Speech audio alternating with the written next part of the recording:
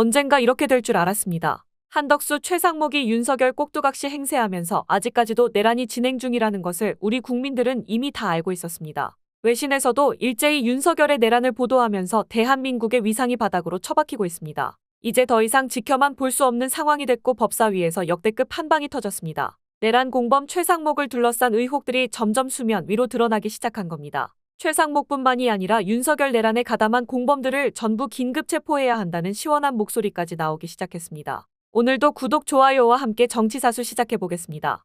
제 질문을 하려고 했는데 앞서 반대측 의원님들께서 여러 가지 수긍할 수 없는 주장을 하셔서 몇 가지 기초 사실을 좀 확인해야 할 것 같습니다. 감사원장님, 네. 일부 의원님들 그 질문할 때 답하신 걸 보면 헌법재판소가 탄핵 소추를 기각했다. 그래서 억울함이 드러났다. 이런 취지로 답변을 하시는 것 같습니다. 맞습니까? 그 취지가? 뭐 억울하다기보다는 저들이 하여간 처리한 업무들의 여러 가지 의혹들이 불식됐다 이런 계기로 생각한다 이런 말씀. 그게 순수하다, 이노센트의 의미는 아니죠. 증거 부족을 떠드는 거죠. 증거 부족이라니. 증거. 취지가 보면 예. 국가공무원법 위반 인정된다고 결정문에 나와 있죠. 그 여러 가지 소추 사유 중에 그거 인정됐습니까? 안 됐습니까? 한두 가지는 뭐 그리고 한두 가지가 아니죠. 됐습니다. 구체적으로 얘기해 보십시오. 네. 인정된 부분이 국회 증감법 위반도 있었도 인정된다고 헌재가 얘기를 했죠. 그 현장 검증을 다만 했을 때 그런 자료 죄들이 제출 안 했던 인정되는데 부분이, 예. 적극적인 의도로 법률을 위반했다고 보기는 어렵다는 이유로 기각을 했습니다. 그게 그렇게 자랑스러운 것 같지는 않습니다. 제가 뭐 자랑스럽다고 말씀드리지는 않았습니다. 그건 분명히 제가 짚어주고 싶어서 얘기를 하는 겁니다. 예. 두 번째, 백재명 감사위원 지금 근무하고 있습니까? 네, 그렇습니다. 12월 초에 미리 인사를 해놨죠. 외상 인사를. 네, 그렇습니다. 자, 1월 18일 부임했습니까? 아마 그때 한 달 반 전에 미리 인사를 해놨습니다. 네, 이런 인사 사례는 참 찾기가 어려운 거죠. 그때 상황이 자, 그러면 1월 18일 날 백재명 감사위원이 임명되는 날 재청권자가 우리 원장님이었죠. 그렇습니다. 그때 직무정지 상태 아니었습니까? 그 전에 제청을 했고 제가 그 전 말고 받았습니다. 임명하는 날을 기준으로 얘기하는 겁니다. 그리고 인사권자인 대통령 직무정지 중이었죠. 그 인사가 유효합니까? 저희들은 유효하다고 지금 최상목 봅니다. 그러면 권한대행이 12월 달에 금년 12월 달에 임명을 후임 감사원장 지금 임명해 놓으면 10달 후에 대통령이 바뀌어도 그 인사 유효하겠네요. 지금 권한이 있었으니까. 인사 일자를 기준으로 따라야 한다는 기본적인 사실을 원장님은 모릅니까? 법률을 집행하는 분이 그걸 모르고서 그렇게 엉뚱한 주장을 하시면 안 되겠죠. 좀 이성적으로 답변하시기 바랍니다. 임명 절차가 위법하다고 공수처장님. 생각하지 않습니다. 네. 공수처장님, 백재명 감사위원 임명은 무효입니다. 그건 나중에 따질 거예요. 예, 그렇지 않다고 생각합니다. 저는. 그건 본인 생각이고 법적으로 그렇지가 않습니다. 예, 나중에 한번 따져보시죠. 공수처장님, 네. 일부 의원들 그 질문과 관련해서 내가 몇 가지를 확인하겠습니다. 최상목 권한대행 대통령입니까? 대통령 권한 대행으로 알고 있습니다. 대통령 아닌 거죠? 네. 직무유기 범죄 현행범 성립할 수 있습니까? 없습니까? 뭐 그런 부분에 대해서는 저희들도 좀 수사 이론상 묻는 겁니다. 지금 하라는 것이 아니고 현행범 가능한 거 아닙니까? 모든 범죄는? 뭐 그런 부분 제가 지금 수사를 하고 있는 주체로서 좀 말씀드리기가 좀 부적절합니다. 일반 이론을 묻는 것입니다. 네. 지금 법률을 위반을 하고 헌재 결정까지 거부를 하고 있습니다. 이게 직무유기 아닙니까? 뭐 그에 관한 그리고 현행범 체포 불가능합니까? 네. 그 현행범 체포를 하라는 건 아니지만 그게 이론적으로 잘못된 게 아니잖아요. 버젓이 범죄가 되는 줄 알면서도 저런 행태를 뻔뻔하게 저지르고 있는 권한대행에 대해서 법적인 위반을 하고 있고 그게 처벌 사유가 되니까 경각심을 가지라는 의미로 얘기를 가지고 마치 이론상으로도 불가능하고 억지 얘기를 한 것처럼 그렇게 평가를 하면 안 되는 거 아니겠습니까? 그 평가를 잘못했다고 처장님도 얘기를 해 주셔야겠죠. 네, 위원님의 여러 가지 말씀 저희들 경청하고 알겠습니다. 또 수사에 반영하도록 저 하겠습니다. 공수처장님, 공수처에 지금 최상목 권한대행 직무유기죄 지금 고발장 접수돼 있죠. 네, 수사 중입니다. 그리고 수사권도 있는 건 맞지 않습니까? 네. 수사 언제 하실 겁니까? 뭐 그런 부분 지금 수사 진행 정도에 대해서는 또 그 내용에 대해서는 제가 또 또 말씀드리기가 경청만 하고 또 두 달, 어렵고 세 달 그냥 넘기실 겁니까? 그런 부분에 대해서 지금 수사 진행하고 있고 법과 원칙에 따라서 진행하겠습니다. 지금 헌법재판소 결정을 거부를 하고 있는 범죄자입니다. 바로 소환해서 조사를 하십시오. 위원님 말씀 현행범 유념하겠습니다. 체포는 아니라고 할지라도 당장 소환해서 너 범죄자 맞다. 준법하라. 라고 분명히 선언해 주는 건 가능한 거 아니겠습니까? 예, 위원님 말씀 경청하겠습니다. 경청이 아니라 행동을 하십시오. 저 범죄자들이 지금 오히려 큰 소리를 치고 후한무치한 행동을 벌이고 있는데 저런 버젓한 폐륜적 행위, 불법적 행위 이것을 내버려두는 것은 말이 안 되는 것입니다. 네, 저희들 그 하고 있는 사건 법과 원칙에 따라서 성실히 그 업무 수행하겠습니다. 행동으로 이행해 주십시오. 장관님 특히 그쵸? 요즘 더 그렇습니다. 어렵잖아요. 대통령은 감옥에 갔고 감옥에 갔다가 듣도 보도 못한 구속 취소라고 하는 판단으로 나오고 검찰은 즉시 항고해야 되는데 즉시 항고하지 않고 자기 임무를 방기하고 외국이 보기에 대한민국이 안전해 보이진 않아요. 대한민국이 여느 때처럼 평온해 보이나요? 그렇진 않잖아요. 의외로 저희들이 걱정하는 것보다는 상당히 안정된 상태로 가고 있는 그렇게 것으로 생각하고 알고 있습니다. 싶으시겠죠. 제가 저희도 만나서 그렇게 생각하고 외교 싶어요. 현장에서 확인한 게 그렇습니다. 그런데 민간 국가라고 우리가 뭘 압니까? 민간 국가라고 지정되었으면 일찍 아셔야 되는 거잖아요. 바로 아셨어요? 글쎄 아까 말씀드렸지만 내부 비밀 문서로 관리하는 것을 저희들이 어떻게 그렇게 자연스럽게 자, 알 이 수가 민간 있습니까? 국가로 지정되는 데는 바로 지정이 되나요? 아니면 오랜 동안 이 사람들이 검토를 하나요? 뭐 자기들 그 검토하는 그 사이클도 있고 필요에 따라서 하는 것도 있고 그렇다고 윤석열 생각하고 정부 있습니다. 들어와서 민간 국가로 검토되고 있는 것들도 파악하셨어야 되는 거예요. 그렇죠? 근데 제가 뭐 외통부 장관이 아니더라도 이 윤석열 정부의 외교 라인은 뭐하고 안보 라인은 뭐하고 이 에너지 라인은 뭐하는 거예요? 다 구멍난 거잖아요. 이거 하는 시간에 비상계엄이나 고민하고 있게 하고 사실 이걸 가지고 뭐 자랑할 일 아니에요. 여당이 자랑할 일 아니거든요. 저는 아주 심각한 거라고 봅니다. 스웨덴에서 한 연구소가 대한민국을 자유민주주의 국가 단계에서 선거민주주의 국가 단계로 한 단계 하락시켰다는 건 알고 계시나요? 저는 모릅니다. 그렇게 윤석열 정부 자유민주주의 그러는데 자유민주주의 단계하고 선거민주주의 단계로 한 단계가 하락돼서 독재가 국가에 가깝게 됐다. 이런 식의 언론 보도들이 나오고 있어요. 보셔야 돼요. 이건 뭐냐면 자유민주주의 국가는 입법부와 사법부를 행정부가 억압하려고 하면 안 되는 거예요.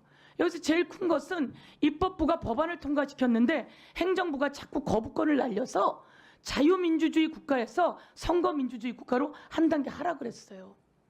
이 부분은 우리 외통부 장관께서 좀 파악해 두십시오. 그래서 이런 부분들이 안 되게 좀 해주셔야지 국가의 위상이 높아지지 않겠습니까?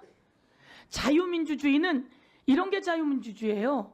정부, 행정부의 권력을 입법부와 사법부가 잘 견제할 수 있는 거. 그런데 행정부가 계엄까지 선포해서 입법부와 사법부를 다 잡아가려고 하는 거, 이러면 안 되는 거예요. 이제 계엄까지 더 포함되면 더 어려운 상황이 될 겁니다. 제가 보기에는 잘했다 하지 마시고 지금 어려운 시기 맞잖아요. 잘했다는 말 드린 적 없습니다. 그렇죠? 잘하지 못했어요. 외교는 뭐 내체 현장이란 말도 있듯이 국내 정치도 중요하다고 생각합니다. 우리 열심히 잘해서 이런 문제 생기지 않고 외교적으로 나라의 신임도가 떨어지지 않게 그렇게 좀 해주세요. 외교 열심히 하겠습니다. 정치권에서도 열심히 해줬으면 좋겠습니다. 국민에게 딸 네. 정치권이 잘해야죠. 특히 대통령이 잘해야 돼요. 그렇죠? 네, 정리해 주시죠. 여당이 잘해야 해요.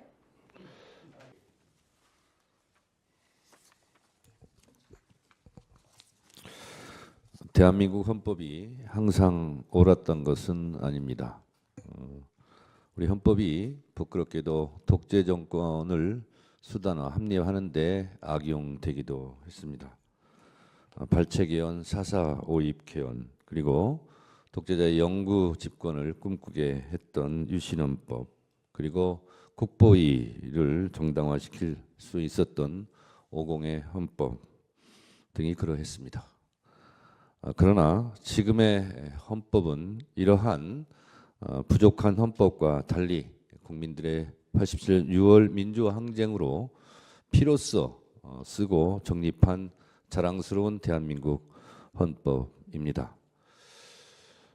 6월 민주화 항쟁을 통해서 우리는 대통령 직선제를 쟁취할 수 있었고, 그리고 국정감사가 부활했고, 바로 이곳 헌법재판소가 탄생할 수 있었습니다.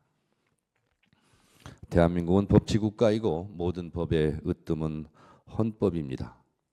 국민 각자 개개인이 의견과 주장이 다를 때 대한민국은 이 방향으로 가라라고 정해놓은 대국민 합의 문서가 바로 헌법입니다. 저는 비법조이지만 대한민국 헌법을 사랑합니다. 헌법도 100번 이상 읽었고 한 조항 한 조항에 담긴 헌법의 뜻을 가슴 깊이 새기고 있습니다. 대한민국의 헌법을 한마디로 정리하기는 어렵지만 가장 중요한 것은 국민의 기본권 보장, 삼권 분립, 그리고 인권 옹호 등 헌법 정신 내세우는 앞머리의 정신이라 생각합니다. 그러해서 헌법에 적시된 순서도 헌법 전문, 총강, 국민의 권리와 의무, 국회, 행정부, 법원 순서로 적시하고 있습니다. 그만큼 국민의 기본권과 국회의 역할은 매우 소중하다 할 것입니다. 대한민국 헌법이 다른 나라와 달리 특별하게 규정하고 있는 조항이 바로 86조 3항, 87조 4항입니다. 현역 군인은 국무총리가 될 수 없고 현역 군인은 국무위원이 될 수 없다는 조항입니다. 그만큼 우리 헌법은 군부 독재의 아픈 역사를 치유하기 위해서 전 국민이 노력해서 피로 써서 만든 조항들이 헌법 곳곳에 있습니다. 대한민국 헌법 제77조 1항은 전시, 사변, 국가 비상사태가 아니라면 계엄을 선포할 수 없다고 되어 있습니다. 대한민국 헌법 130개 조항 중에서 제 개인적으로 봤을 때 헌법 제11조와 헌법 제84항은 모순 관계에 있습니다. 모든 국민은 법 앞에 평등하다고 했지만 유일하게 대통령은 내란과 외환의 죄를 범하지 아니하고는 형사소추권을 인정하지 않고 있습니다. 그만큼 대통령에게는, 1인에게는 헌법적 특권을 부여하고 있습니다. 그런 헌법적 특권이 있는 대통령이라 할지라도 내란과 외환의 죄를 저질렀을 때에는 헌법 제11조 모든 국민은 법 앞에 평등하다는 정신에 따라 처벌되고 탄핵이 돼야 되는 것은 우리 헌법이 규정한 정신입니다. 이런 면에서 내란 우두머리든 내란 중요 임무 종사자든 내란 부하 수역자든 아니 형법에서 규정하고 있는 내란 선동자든 이 헌법 정신에 따라서 준엄하게 처벌받아야 된다고 생각합니다. 피청구인 박성재 법무부 장관은 누구보다 다른 부처의 장관보다 이런 헌법 정신을 잘 알고 있을 것입니다. 다른 장관보다도 이런 위헌 위법한 비상계엄을 선포하려고 하는 윤석열 대통령에 대해서 정말 목숨 걸고 반대했어야 된다고 저는 생각합니다. 그런 면에서 많은 아쉬움과 부족함이 있습니다. 법사위에서 자주 만난 사이지만 이렇게 헌법재판소에서 얼굴을 마주 대하고 있는 저도 마음이 불편합니다. 그러나 인간적인 정은 정이고 법은 법입니다. 헌법 정신에 따라서 피청구인 박성재 법무부 장관을 파면해 달라고 요청하는 제 마음도 많이 불편합니다. 그러나 내란은 내란이고 또 내란에 직간접적으로 연루되었다면 헌법에 따라서 준엄한 파면이 이루어져야 된다라고 생각합니다. 국회에서의 증언감정법 제4조 1항은 직무상 비밀이라고 하여 자료를 제출을 거부할 수 없다라고 분명하게 법적으로 못 박아놓고 있습니다.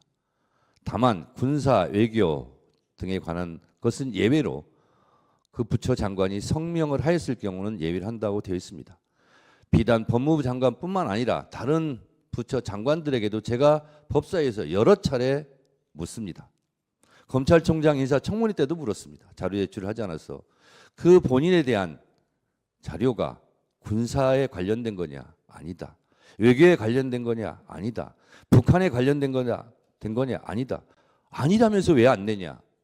그럴 때마다 이러저런 핑계를 대고 자료 제출에 응하지 않고 있습니다. 이것이 국회의 관행으로 자리 잡고 법률보다 더 위력한 권위를 갖는다면 헌법에서 규정한 국회의 권위는 과연 어디에서 찾을 수 있겠습니까?